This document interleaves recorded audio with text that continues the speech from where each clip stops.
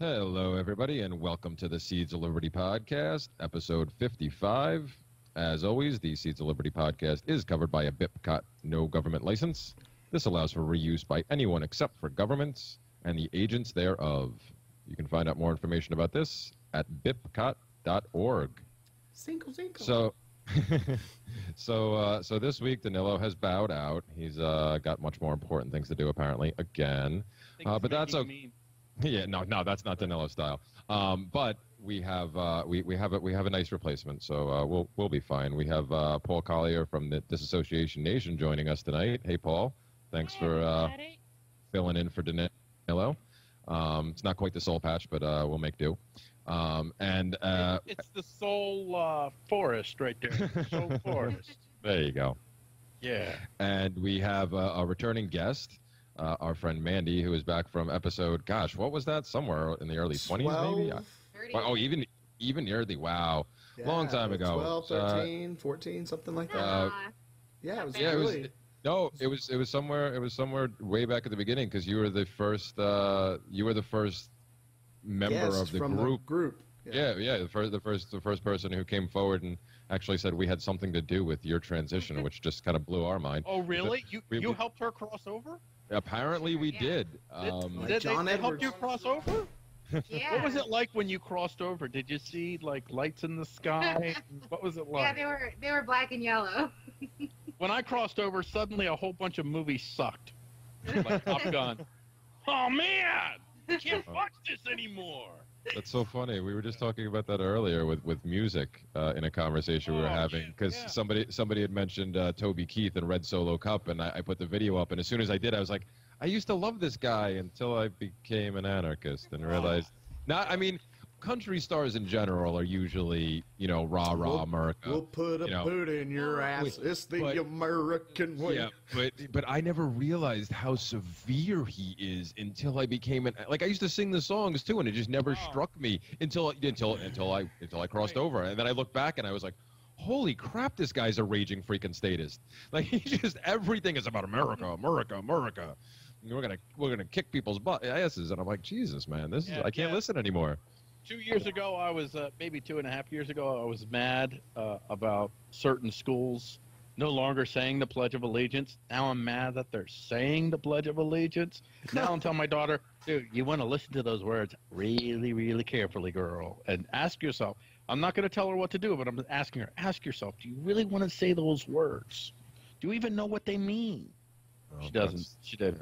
Well, that's the more important thing, is they don't know what they mean. Yeah. Mm. Well, I mean, when you say the Pledge of Allegiance, you do it. Endless really repetition fallacy, and it's brainwashing. Like, Everybody loves the flag. I don't know why I feel that way. I just know that everybody loves the flag. I love the flag. Don't you love the flag? For being angry as adults at people who are like burning flags or stomping on flags, and like, there's not. Oh, I was angry. Be upset about it. It's a piece of cloth. No, I was angry. No, I wasn't one of those that said, if you burn my flag, I'll burn your face. But I was, I thought, you're a total jerk.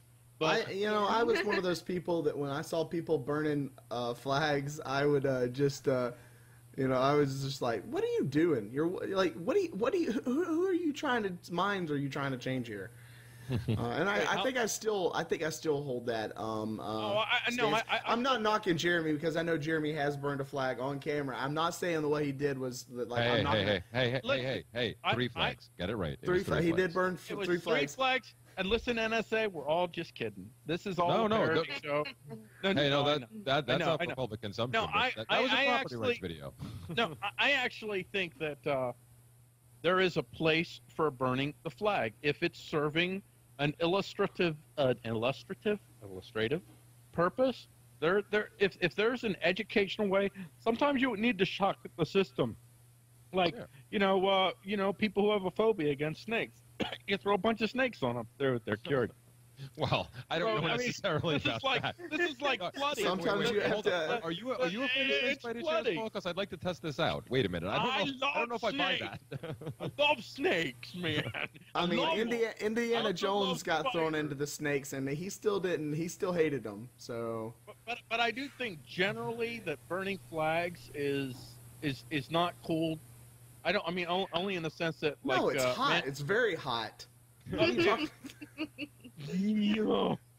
You know, I don't have a drum roll special effect, but if I did, if was on, yeah, we need a rim shot. You need a rim shot special effect. Yeah, but if that was a sound on here, There's There's an app for that. Of course there is, because we don't have that kind of production value around pretty here. soon there's going to be an app for everything. There really is an app for that, though. No, I'm sure there is. There's apps for just about everything. They're like, I read the other day. Yeah, there's going to be an app. It's going to tell you if you have cancer or pretty much any disease in 10 seconds. It's going to give you cancer. What? It's gonna have a 100% success rate. Everybody's gonna show up with cancer. Hey, wait a minute. Why do we all have cancer? I don't get it. Dude, you got cancer too? I got cancer. You got cancer. Oh my God, this is so awkward. Yeah, it's like you have herpes. Yeah. But wait. Oh my gosh, I downloaded that app too. Hey, wait a minute. Who have you been talking to, Dave? I'm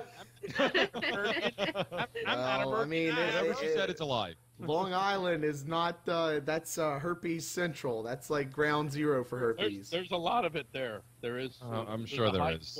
High quotient. I have not studied the nationwide herpes numbers, so I cannot speak to that. I think Long Island's pretty much ground zero for pretty much any STD. If you ask. Probably right. Oh no, we are not the city. Oh, dude, you got a bunch of greasy Italians over there fucking like crazy. Yeah, you got STDs everywhere. That's ground zero. Holy Jesus, how many stereotypes are you going to throw out tonight, man? Well, man. You know I'm trying to rustle some feathers. That's you know what, Dave? If you could get a national public platform, you nobody would need to vote for Donald Trump anymore because you are breaking down those PC walls way better than Donald. Oh man, you know what? If you can't laugh at life, I really don't want to be your friend or really a part of your life. Donald Trump is going to look like Mr. Rogers compared to you. That nobody will vote for Donald; they'll vote for Dave. No. You'll be the no. Oh yeah. Like it. Yeah. Vote for Dave. If Dave went full blown fascist, yes, maybe. I'm sure I could push the right buttons.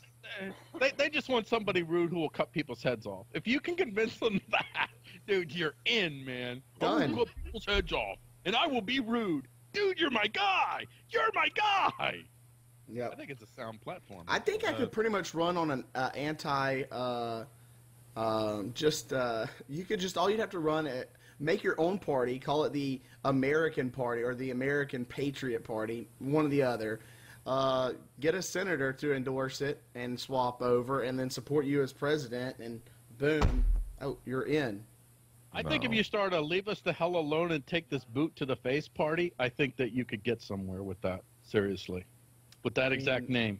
No. If anybody has any presidential aspirations.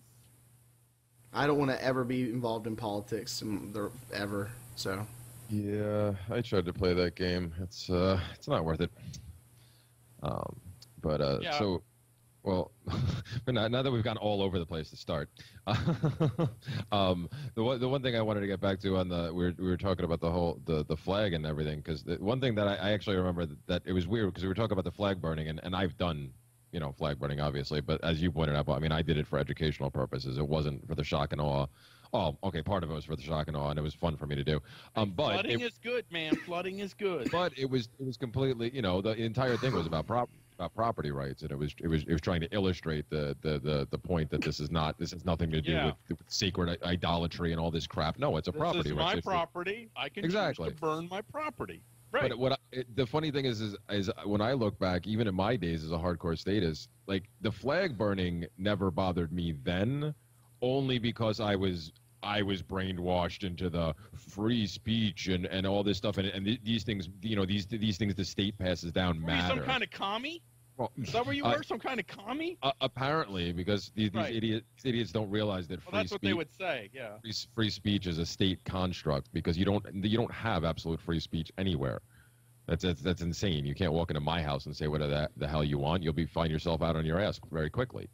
So when people talk about free speech, no, that is one of those rights that the government granted you because it doesn't exist in a free society. You can say what you want. You could say what you want, but there's going to be repercussions for it. Whereas it's not, it's not protected and whatever. But I didn't get offended because I fell for all that garbage. Because I said, oh well, the Supreme Court said it's okay, so it's okay. I actually was more bothered by people who wouldn't say the pledge and stand at like baseball games. If you can't stand for the pledge, I can't stand for your freedom. Yeah, exactly. That was my attitude. Well, Yeah, I mean, hold on.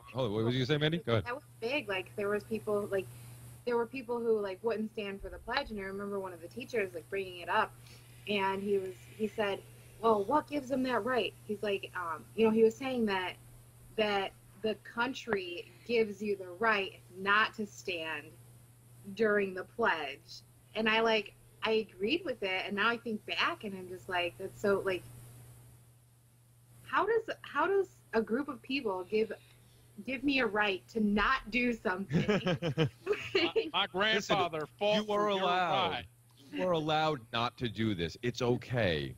If we hadn't told you, you'd be in trouble for not doing it. But we said it's okay. I might start a new anti-flag campaign and replace all the "stomp my flag, I'll stomp your ass" with the Nazi flags, and just replace all of them with Nazi flags instead of American flags. Yeah. And then just be like, do you understand how we see it now? Yeah. Yeah. I just ordered an agorist flag from Without a Ruler. Oh yeah, did you? Nice. Yeah. I run a news site, and we started it's called the Tioga Freedomist, and we run the Tioga Freedomist, and we started it before I crossed over, Mandy. Before I crossed over. So you'll forgive me. It's still called a Bill of Rights initiative. So everybody on our Facebook page, they want to mouth off and say whatever they want, and they're always like, "You're for the First Amendment, but you don't let us say you're not really for free speech." And I always have to explain to them what you just said, Jeremy. If you come into my freaking living room and start saying rude crap, I'm gonna send you out. Yeah. This Facebook page is my freaking living room. Oh, seriously. Yeah, it's real voluntarist of you to ban me from this group. It's like, look, who's admins on this group and who isn't? Well, yeah, it's that's your place. It's your place. You guys set up the shingle and open business, so to speak. It's your place. Yeah, but what you were saying I about will come into your place and fart though. I will. Well, it's also Mark. You're not going to be invited, sir. But I'm already there. Well, the one thing you said about switching out the flags and those type of memes for Nazi flags, unfortunately, most of them still won't get it. For the same reason that what Paul was just saying about them not recognizing when you explain it to them. No, this is a government thing that you're talking about. You've been taught to believe that this government it doesn't. You were taught to accept this ridiculous contradiction that the government doesn't grant you rights; it just protects them.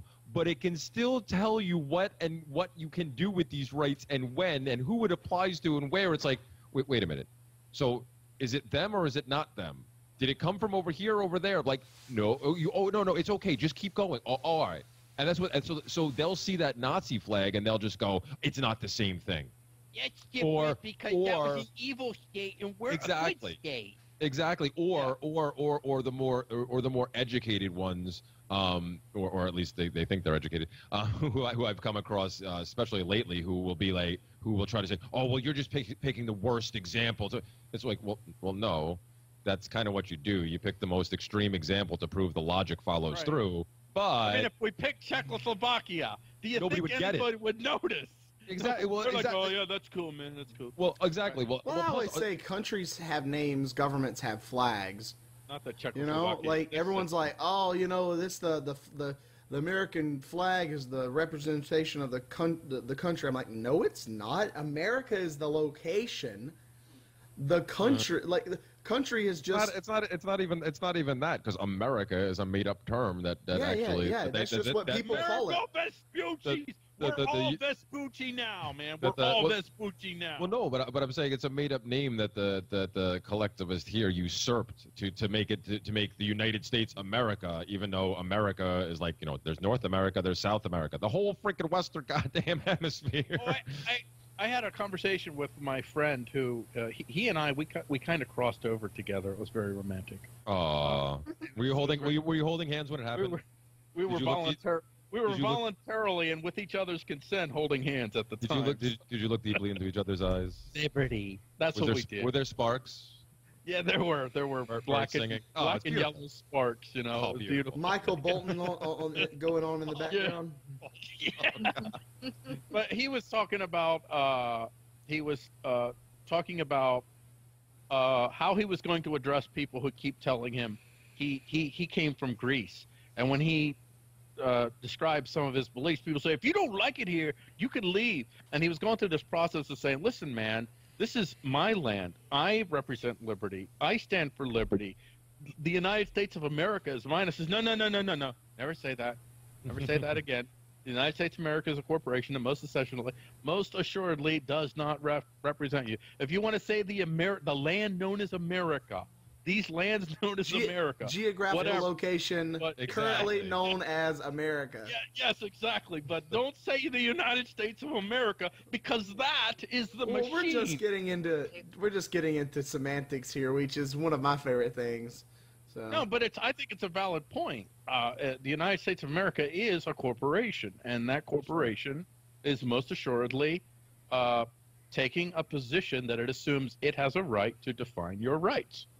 Well, when you say America, when you just say the word America, no one thinks of Grenada or Colombia or Mexico or Canada. They think of the United States of America. Well, of course. Well, that's what I was saying. That's why I say these lands known as America. I just call it the patch of dirt you're standing on because that's all it is. I just say Earth. When someone says, where you at? I'm Earth. By the way, my patch of dirt in the back is filled with dog poop, Jeremy. Can you help me out? Hey, yeah, sure, man. You want to? You need to rake it up and start a compost, man. You got Bitcoin to trade? I don't. I got to get on the Bitcoin train. What's that, Mandy? I said, don't start a compost with your dog poo. Why? Yeah, that's a very bad thing to do. Yeah, you're right. Yeah. You don't do that. I was just on my way out the door to do this. Hold on. What's up? Well, it depends on what your compost is for. If you're composting for like flowers and stuff, you'll be all right. I was gonna grow tomatoes. You really don't. You really don't want to keep dog poop around for a very long time. Even composting it, it's not exactly the greatest compost in the world. There's actually things that I was going to purchase years ago for my business. I just never got around to it because I do manage to get out there and clean up on a fairly regular basis. But they have things that act like composters, but you bury them underground, and then you put the stuff in there, and it actually slowly degrades because it has like the biochemicals you put in there and stuff, and it slowly degrades everything because you're really not like if you just leave it out in the open, like besides the fact that it attracts like ridiculous amounts of flies and you get all sorts of different insect activity growing off of that, the bacteria in there is not a very is not something you want hanging around if you can avoid it. Especially my yard will destroy the neighborhood. That's what you're telling me. Well, it'll. Well, I mean, if you have this huge, big compost pile and you throw a little dog shit on it, it's going to be all right, I promise. A little, yes. But that's what I'm saying. If you're composting just, like somebody like me who just... Of course not just dog shit. Well, that's what I'm saying, because like last week It isn't like horse manure. Last week I had 8 dogs here at one time for a few days. So, like, that's a whole lot of poop over the course of a week. How do you deal with all that? Hey, I don't know how we got into this business conversation. How do you deal with all the poop? That's what I'd like to know. I'm pretty sure you started this conversation, Paul, by bringing up your backyard when you ran out there. So. Somehow Dave triggered this. I don't know how. Let's get back to flags and countries. And let's stay away from poop. Poop is not a good selling point. I think you're being. I think we're being redundant by saying we're going to get away from poop, but still talk about this stuff. But anyway, we'll keep going. I think like I said, I use the term patch of dirt because that's all it is. It's people think they have this legit. The government has this legitimate claim on the property and that they're all part of it. I step away from things for a while and I just kind of deal with anarchists or just my dogs and stuff. So I'm not really around statists that much, and I forget for a little while that there's still people out there that are that indoctrinated, that still go that crazy about these things. And then I have days like today when I took some time to spend on social media and actually engage in a few conversations, and oh man, did I meet some crazies. People, I mean, we can get into even more crazy. Well, no, just in different groups, like just because I posted one of the memes I put out today was the one about borders and walls only being for private property and not because I had a picture of a wall in Mexico where I actually saw that one guy that responded on your post. A couple of people did, but I picked that picture in particular because I don't know if you noticed, but in the bottom left corner somebody had wrote "fuck the wall" and really spray painted it. So I was like, this is perfect. I'm gonna put that. I didn't notice. I didn't notice either. So but yeah, people got very irate about this. And this one guy just kept going on and on about, like, two of them actually, in separate conversations, started it off by saying sovereign nations actually absolutely have right to a border. I said, okay. So, and I tried to be, I didn't go for like the kill right away with them. I actually, both of them, I asked a question. So you're saying a collective has rights? And neither of them wanted to answer that question. They found ways to dodge it, and then one of them turned. They're communist and they don't realize it. Well, What's that, Minnie? What would make something a sovereign nation? Well, yeah, that was going to be my next question, but he didn't even want to get to that. Magic parchment, probably a magic parchment. I see these. I see these. These socialists. They're clever people. I mean, they don't make any sense, but they're clever. Cleverness is not necessarily indicative of intellect.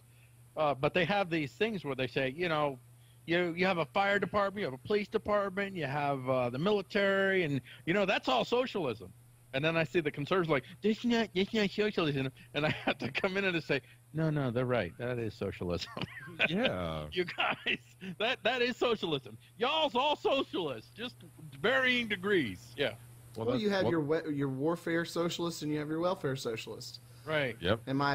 Or you have your business socialist and you have your welfare or warfare socialist. There's people who are socialists for their thing that they feel is really important in their life, and then everything else is evil. So everybody. There's doctors out there that would go, yeah, I wish that we were socialist, but nothing else should be socialist. Everyone that looks to the state to cure their ills is looking to give their group special rights and privileges, and to deny special rights and privileges of other groups, to allow for certain behaviors and punish other behaviors. But they all want the same thing. They all want government control, just not of themselves, but of you, of you, Dave. Yeah, and I'm barely in control of me, so. Well, the worst ones of those are the ones that not only do it, but they honestly think that they're doing it for the greater good of everybody. No. It is for the greater good, Jeremy. It's the greater good, actually, Jeremy. it's always the greater good. It's the greater good, guys. Whether it's the Democratic Socialists, it's the greater good. Whether it's the Democratic Socialists who are doing it for the greater good to lift up the poor, or whether it's the conservatives who are doing it for liberty for all. See, it's the greater good. Conservatives who will admit, like, no, it's for my protection. Yep. No. That's exactly. That's the point I was going to make. What Mandy just said, because I've come across more of those people that they don't want freedom for all. That even a lot of the ones who say, like the conservative side, that will say they want it, a lot of them are still like anti-Muslim as a whole, So some of them are still anti-Russia as a whole, exactly. Exactly. They're culture protectionists, and they want it turns them into fascist. But it's just a form of fascism. It's just xenophobia of a different level. Well, I don't know. Well, it can get into fascism later, but without the economic factor, there's no fascism involved. This is just them being. Well, hold on. Are you saying that currently the United States isn't majorly a corporatist society? No, I'm saying what we were discussing right now had nothing to do with economics, so it's not about fascism. Well, fascism isn't always economics. But Jeremy, the fascism word isn't always economics. Okay, fascism involves corporates and corporations and the state intermingling. Yeah. Of course, it's economics. Let me advance the national identity. Let me just finish what I was going to say. The underlying thing, even when you remove the economics, is just authoritarianism. That's what it is. Like, that's what it really is. It's that scale, less or more. Exactly, and I've learned that word actually really makes a lot of people mad because I've started using it more and more, and they get very offended when you call them authoritarian. I'm not Well, sure you are. You want to have your will imposed on other people. Doesn't matter what the reason is. That's the action you want taken. You want your will for whatever reason, whether you think it's good, bad, you think it's the greatest thing in the world, doesn't matter. You want your will imposed on everybody else in a given morality in a given area. You know, these authoritarianists are just out of control. What? Authoritarianists. By the way, I want to defend Dave's use of the word fascist in the realest sense of the term, Jeremy, in a political science sense of the term. Dave, you're totally wrong. But in how fascism is used today, I mean, I call people fascists. You know, you want to stiff your foot on my neck, I call you a fascist. And that is kind of an accepted term now. There's two different. Oh, come on, that doesn't make it right. I said that with love. Oh, yeah. Well, I would implore you to go check a dictionary. And then, I don't like that. Dave, you've been caught in this too many times. Stop. Let's just move on. It's no, because like I said, it has nothing to do. It had nothing to do with what we were talking about. It's authoritarianism. That's the underlying principle. That really is true. Totalitarian economics and authoritarianism. Yeah, I think we can agree. We can all agree on that, right? That's what it is. It's they just want their will imposed. And that's I posted on this one stupid group that I belong to. I think it's called Seeds of Liberty or something like that. Some group. I've heard of it. Those fucking guys. Jesus Christ. Numbskulls. They ban people. I actually posted in there. It shouldn't be, it's not Democrat, it's not Republican, it's not left, it's not right, it's authoritarian or non-authoritarian. And the Democrats, the Republicans that are the predominant parties today, they're all pretty close to each other on that scale. They just want to impose their authoritarianism on different groups and allow other groups to be more free and other groups to be less free. And the progressives want to let everybody smoke weed, but they don't want to let you, open up a business. And the Republicans, they want to, within reasonable expectations, they want to let you open up a business, but they don't want to let you smoke weed. So, it's all the same thing. It's just different poisons. Well, I think that there's much more to the drug war than it being a Republican thing. Oh no! That was just one little example, but I got what you were saying, Paul. You're right. That's what it is, and that's the funny thing, because when it comes to that, that's just another part of the indoctrination where there's the scope of the average American voter is, when it comes to the political spectrum, is so tight because all they see is left and right. And anything outside of the Democrat and Republican left and right is a fringe idea. No, the spectrum is much larger than just these two, and there's these little things on the fringes. No, the spectrum goes from from anarchy and complete freedom to totalitarianism, to the opposite end, and everything else just falls in between. And whereas they see it as Republican, Democrat, and everything else, just these tiny little pieces on the end. No, you have this scale, and Republican, Democrat, somewhere around here. Is the scale subjective though?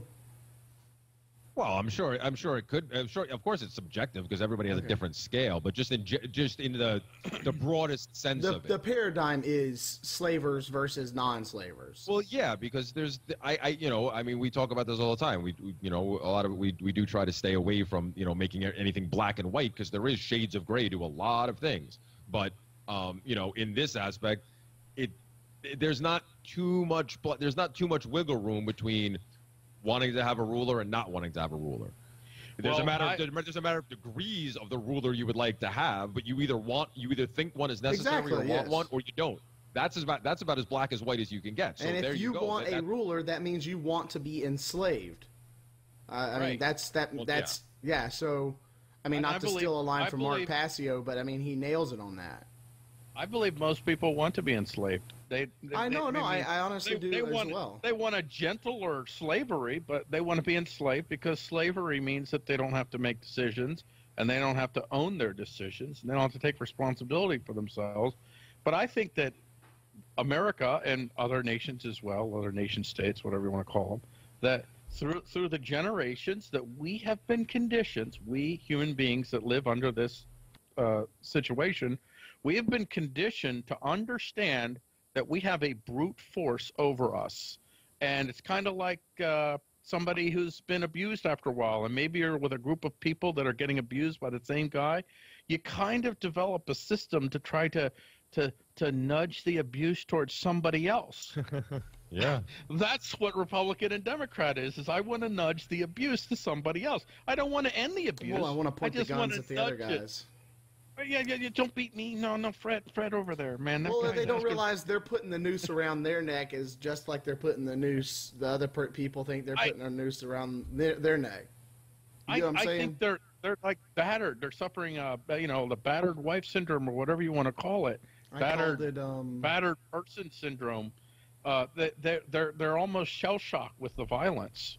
And the violence is around us all the time, and we accept it as normal. A cop pulls us over, and he's got a holster he's got a gun in his holster, and if we do something to tick him off, he's got the weight of the entire state behind him, and we accept that type of exchange between two human beings. There's something warped about accepting that type of exchange, don't you think?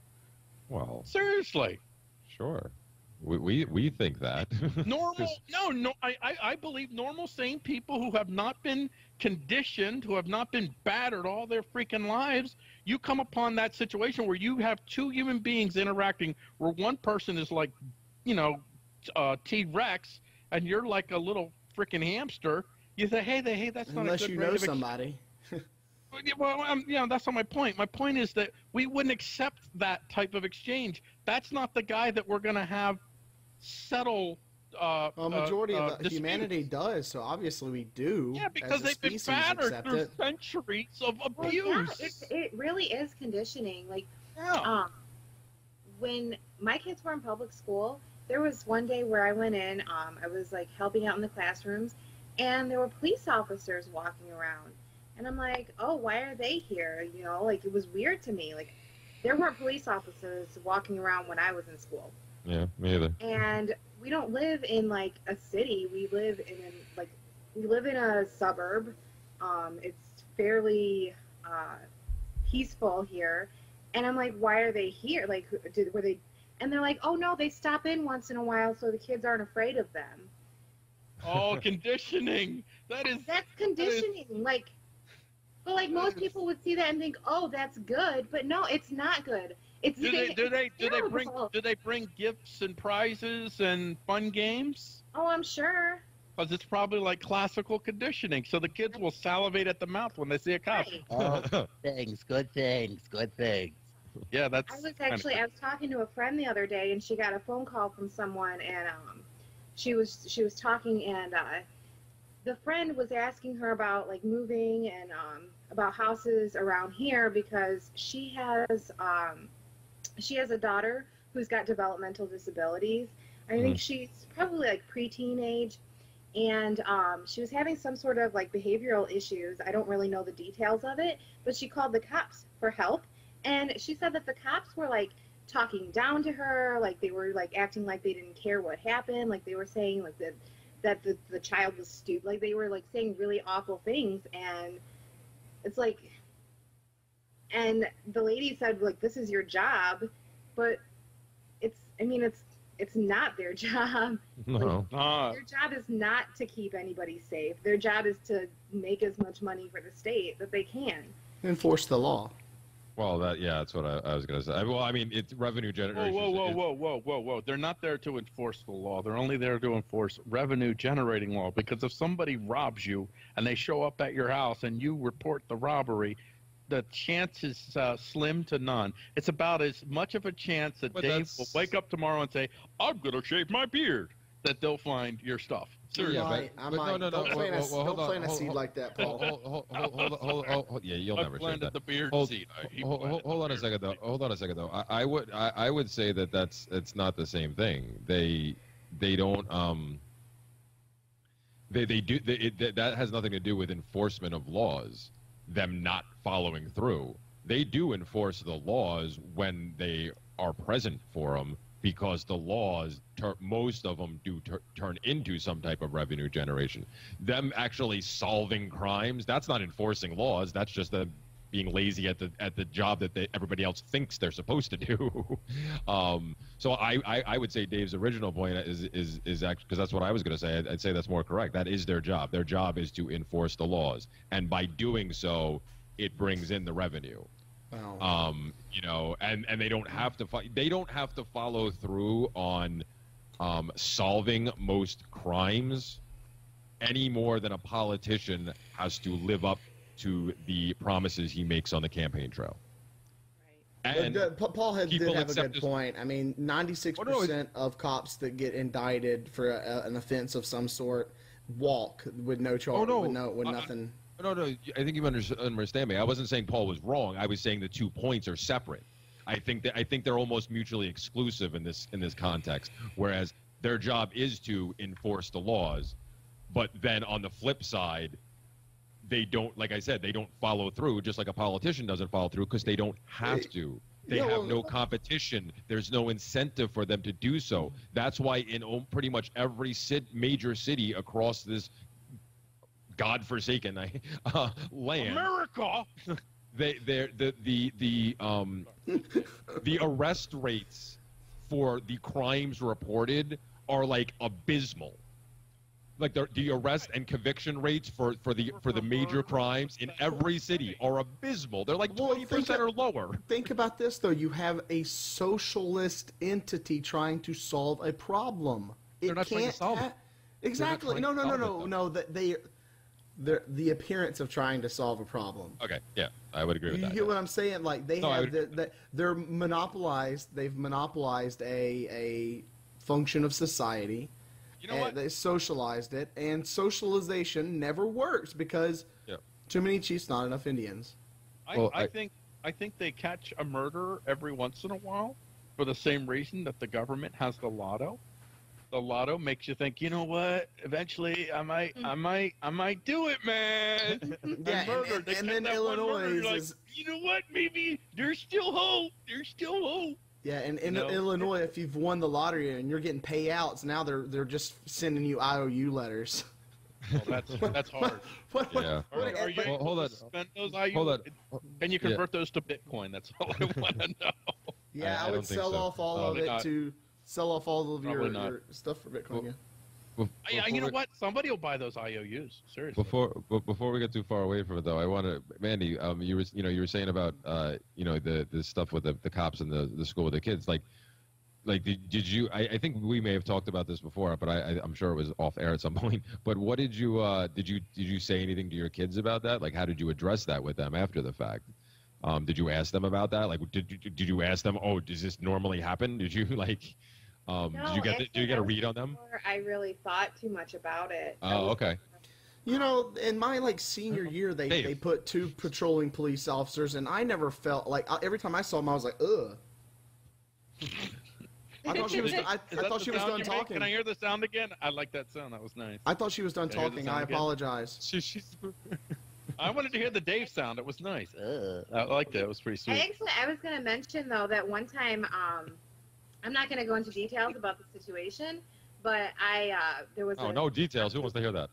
I was confronted by a police officer, and I hadn't committed any crimes, and my kids were in the back seat, and they wanted to see my ID, and I was asking why they wanted to see my ID, and they were saying that it's a crime not to show them my ID, and I explained to them that it's not a crime because I hadn't committed a crime. Dave, you actually saw the video of this. I don't know if you remember. But my kids were scared. And And I explained to them, like, there's no there is a reason for them to be scared, but if the cops were really there to protect me and I was doing nothing wrong and I was just asking and I was exercising my rights, why should my children be afraid of that? Because kids can read that body language. Exactly. They can read that body language. That body language. When someone is only wanting yes out of your mouth and you're saying no, that body language changes, and the energy even changes. Mm-hmm. I mean, cops operate unconstitutionally every day, all day. So the minute they ask you for your ID, just know that your constitutional rights have already been pretty much been in the trash from the get-go, and you might as well just give them the license and deal with it, because you're wasting your time and you're potentially risking getting injured and locked up for nothing. No, I know. I did give them my ID, but I was just making the point that if they're there to protect us, then there should be no reason why my kids are like that afraid of that and that afraid for me because I'm asking a question. Sure. Well, yeah, but that's what, I mean, like Dave said, that's kind of what they do. It's the whole, it's intimidate. I mean, whether they will admit to it or not, most of them in those situations, they want to intimidate you. That's their goal. Well, they have the halo effect as well. Well, sure, but hearing no is something that they're only used to hearing from, or they're trained that they're going to hear from, the bad guys. So, it's that the whole pervasive attitude of, if you have nothing to hide, you have nothing to fear. Right. That gets set in with them too.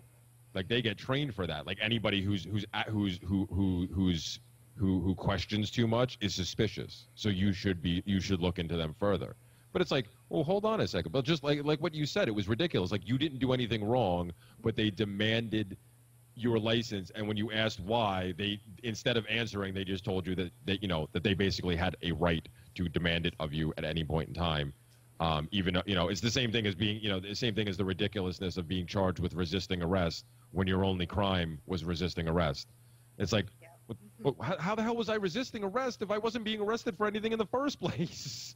But again, just goes over most people's head, because most people are timid and most people do just bow down, but not for the reasons you said, Dave, not for recognizing it for what it is and making the cost-benefit analysis on the spot and saying, yeah, it's going to be a lot less time, it's going to be a lot less possible pain to just not, no. My argument is sometimes though it is a good point to do. Like, did you see the video of the cop who arrested the reporter recently?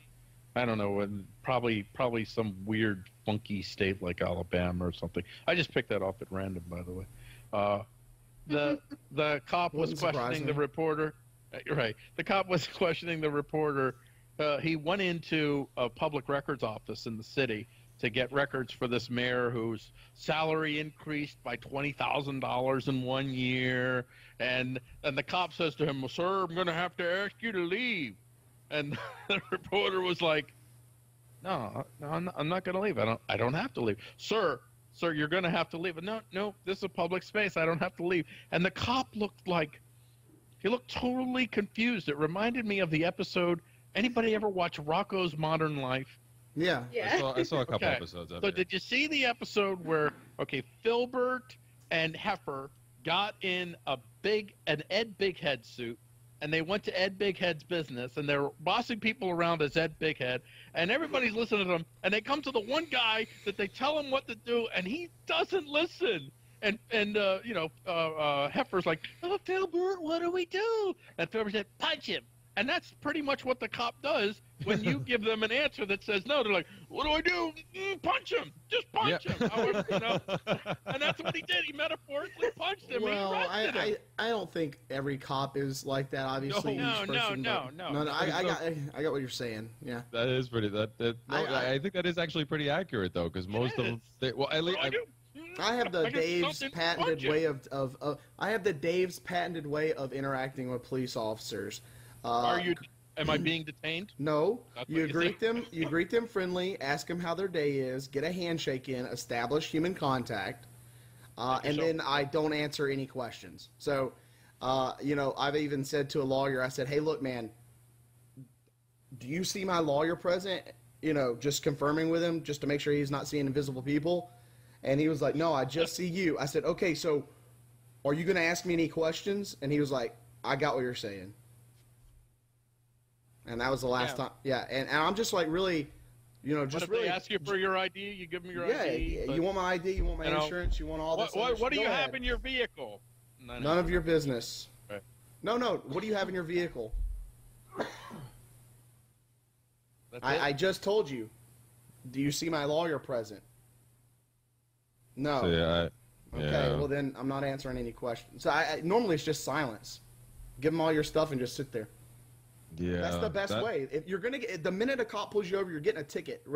Like they don't pull you over to just pull you over unless there's a reason to pull you over. That's not true. That's not true at all. Majority of the case of the time. I don't know if it's true, but I want to say that every single time that I have been pulled over, I think out of the 30 or so times that I've been pulled over in my life, don't ask questions. Maybe 3 times I didn't get a ticket. Exactly. I may be exaggerating, but what the heck?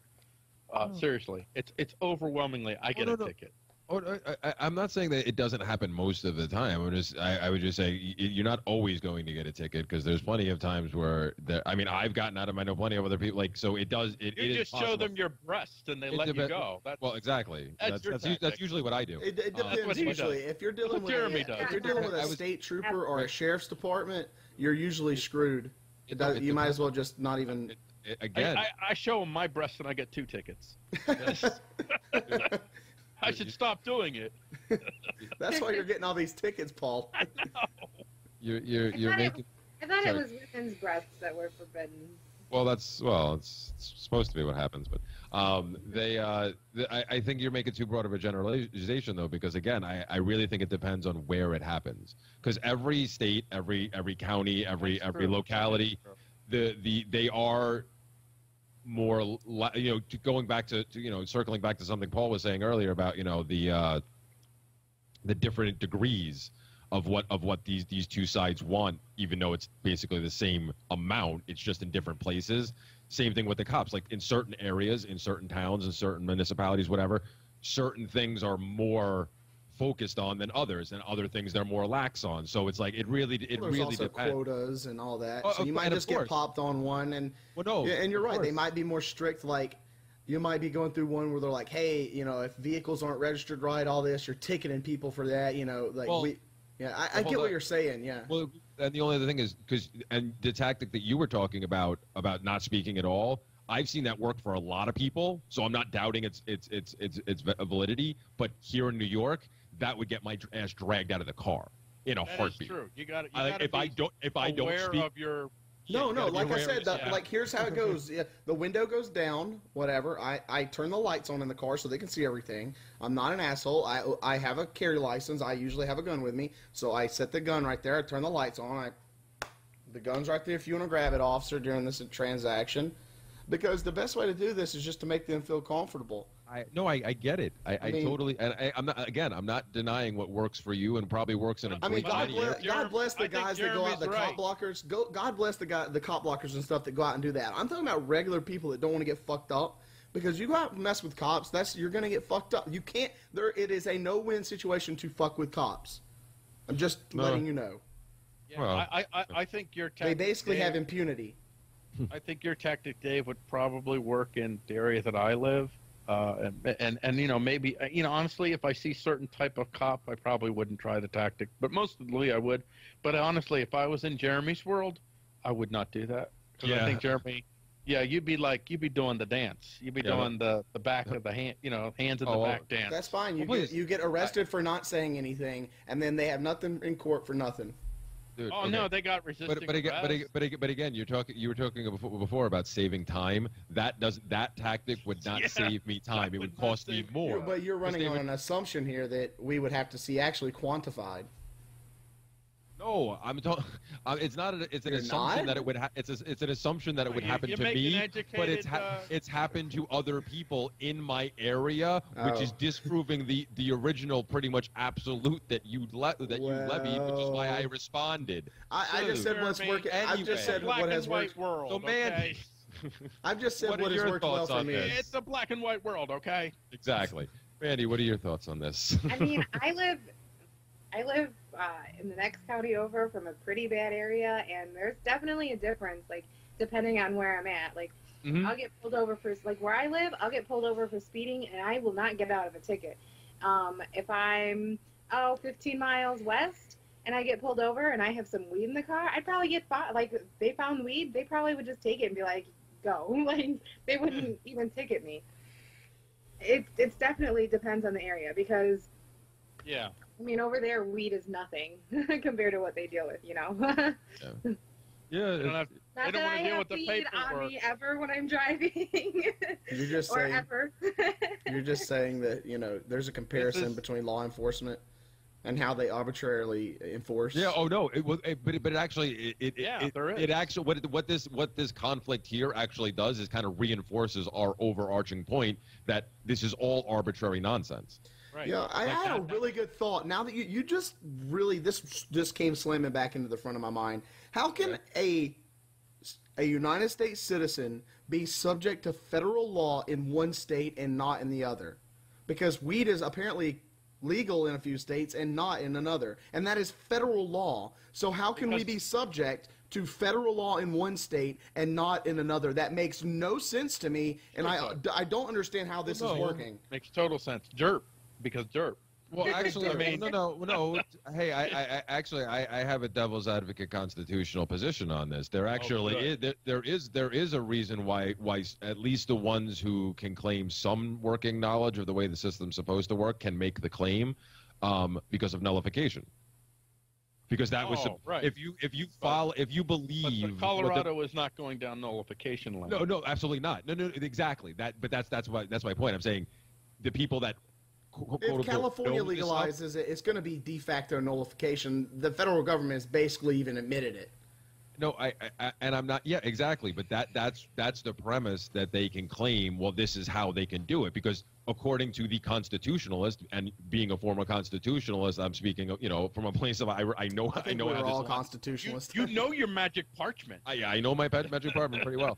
That was the whole idea that, well, no, yes, the federal government only had these specific powers, and if you dug deeper into history beyond what they, just not just like as far as like some of us have gone now, but even just to the base level of like what actually happened during the ratifications, which wasn't taught in most schools, and the fact that like one colony like Virginia specifically was very adamant. What? Well, the Constitution really wasn't ratified, but but you know what? I'm talking about the conventions, the ratifying conventions. Right.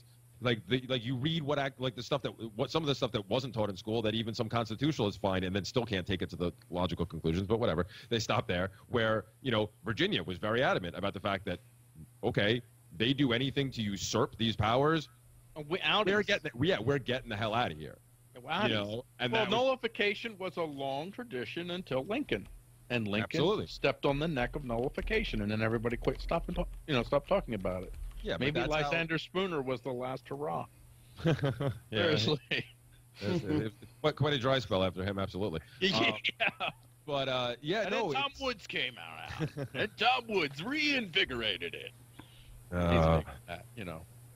Yeah, but I think that's the people who are cognizant of that can use that argument. Well, that's how we can. But the funny thing is, in that same vein, they can't see that it's, well, why can't you apply that to everything else? Well, but there's certain things that are off limits for them. There's certain things that are taboo that they won't touch. Because someone said so, we can't question this. We can't even. This is set in stone, And that's what authority does to the brain, man. It makes you believe lies that just are. That's it. They're lies. They're farces.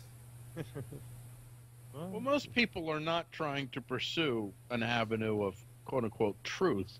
They just they want their cut. They want their slice, and they have been conditioned that in order for them to get their cut, their slice, it's like, Daddy Gov is going to beat on me unless I get Daddy Gov to beat on someone else.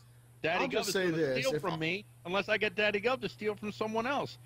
That's it. They don't care about anything else. I'll tell you this: if Donald Trump is racist because he's white, then I guess all Muslims are evil because they're Muslims. I don't think he's So, you know, white. no, that's why, that's his thing. All Muslims are because they're terrorists. Well, no. Look at who's killing the most people on the planet right now. It's not terrorist. Well, it is terrorist, but not what the news and the TV is calling terrorist. No, Right. it's the government's own definition of terrorists that are doing the most that are causing the most terrorism. You know, my friend Dimitri, by the way, you guys should have him on sometime. I got to get him on Skype. If you ever listen to our show, State of Wake, Dimitri's awesome. But he has this thing that he does to really pick at conservatives who are going after Iran, saying, we got to stop Iran from getting a bomb. Or we got to nuke Iran into the next. We got to make it a glass, whatever, make glass blow. Or Turn it into a parking lot. And he always he asks him, he says, who's gotten in more wars just in this century, just in the 21st century, who's gotten in more wars, the United States or Iran? Who has killed more people? The United States. And I'm not advocating for Iran, and I mean that's another. Yes, you are.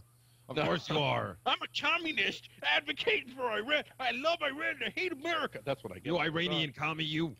But it drives people nuts. Enjoy the FBI being at your house, Paul. Well, I don't have to listen to this. You hate America, and you want Iran to kill us, and I'm not listening to you anymore. When he just asked a simple question, and the answer is America has killed more people, and America has gotten in more wars.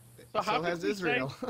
And they say, well, if the mullahs get a bomb, they're gonna destroy the world because. I mean, they do say some crazy stuff. They say they want to destroy Israel. They say all kinds of crazy stuff.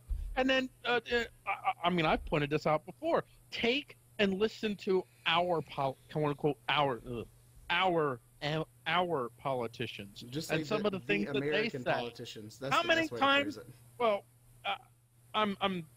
anyway. They're not our. I don't know who you're talking about. No, they're not. They're not. So I did the air quotes, man. Air quotes. Our. I'm being facetious. How many crazy things do, quote unquote, our politicians say that make them sound every bit as crazy and bloodthirsty as the mullahs? Why the heck is America trusted with nuclear arms when we have Ted Cruz threatening to blow up the Middle East? He wants to murder everyone in the Middle East, for the love of God. He's crazy. It's all a puppet show, though, man. That's all populist puppet show bullcrap.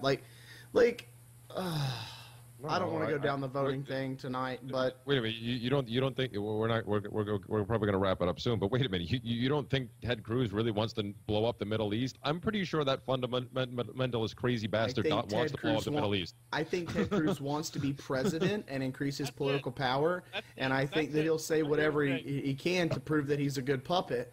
So I agree with that. I think they're all full of lies. They're all full of empty rhetoric. Just look at Obama. Just look at what he's done. Look at the president before him. No. That's we've talked about this before though. That's more of a result of no matter what they say when they go in. Once they get there, they're told this is the line you need to toe. Doesn't matter what rhetoric you believe. The party sets your agenda. Sorry. Yeah, exactly. Exactly. You don't get to. It's not even the party. Once you're in the part, they try to tell you that beyond the party. Yeah, it's the party behind the party. Well, exactly. When you're running, they tell you when you get closer and closer to the actual election, they tell you, okay, there's certain party lines that you need to toe now. But once you get in, then it's as Paul put it, the party behind the party is okay. Now this is what you're going to do for the next 4, and if you're a good little boy, 8 years. Yeah, anyone listening to this conversation, just stop, take a break, go Google the word iron law, or the words iron law of oligarchy, and read anything about it, and you'll get a much clearer understanding of what we're actually talking about. Yeah. Is it about unicorns? Because I love unicorns. Well, it's within any kind of movement outside of the people in the top, usually 8. That's the oligarchy. Their will is usually adjacent or juxtaposed to what they're actually doing or what the members of a group think is actually happening. And it's true in every situation. Yeah. Yeah, I don't believe that Ted Cruz wants to nuke the Middle East into oblivion, nor do I believe the mullahs want to. Oh my gosh, what the heck? Yeah, it's Amber really Alert. bad. I'm sorry about this.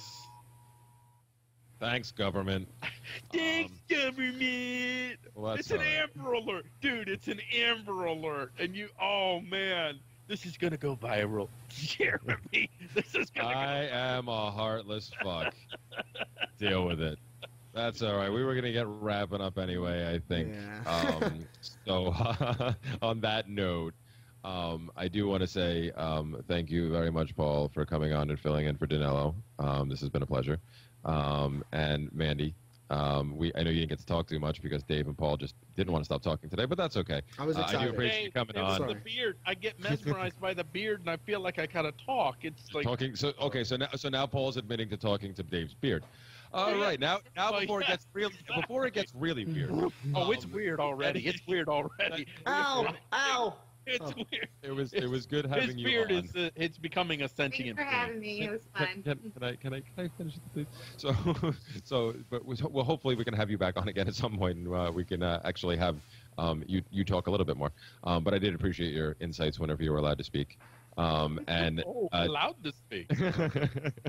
hey, it wasn't me doing the allowing, so I don't care. I can use that phrase. But anyway, this has been fun. So, Paul, is there anything else you want to wrap up with? Any plugs you want to make before we kick you off? Yeah. Listen to the Disassociation Nation with me and Niz tomorrow at 8 p.m. Eastern Time over at fprnradio.com. Well, this will be coming out Monday. So yeah, so Fridays, oh, you guys. Okay. Well, then listen Fridays. to the next. Okay. Oh, okay. Then if this is Monday and you're listening to this Monday, because we're in that world now, this Friday we will have the Dear Sweet Yak Emperor on. We're gonna have the Dear Sweet Yak Emperor on, and we're gonna talk some smack. That's gonna be directed at some emperor and empress posers within the Freedom Friends Empire. I'm just saying. I'm just going to put it out there. I'm putting it out there. Some inside ball game. My campsite at Porkfest is going to be a goddamn war zone. Thank you so much, guys. Yeah, it is. Yeah, it is. All right. All right. Thanks, everyone, for listening to this. Fun episode. Listening to this beard cast. Mandy, was there anything else you wanted to finish up with before we went? No. If you want to like my page, the pull-out method, pulling out of government. Oh, that's right. Oh, and then we gotta get your other page up and running, Mandy's World, which is going to may or may not attempt to rival Dave's World at some point, but more details to come on that later. Already rival.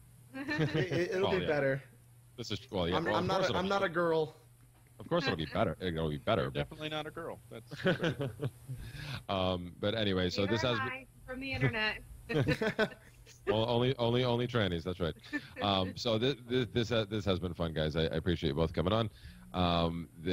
Anybody who wants to check out any of our other content, all of our stuff can be found at theseatsliberty.com, where there's links to our Facebook, Twitter, YouTube channel, RSS feed, everything.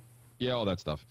Danilo usually gives the pitch for the donations. You can find all that information there. I'm usually much more happy if people just like, share, and comment on our stuff, and just get the word out there, and just keep planting those seeds. And not vote and stop paying taxes.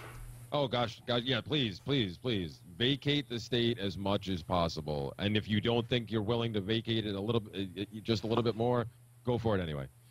Just push the envelope. The more people we get doing that, the quicker this thing will fall. So. This has been the Seeds of Liberty podcast, and we will catch you next time. Peace.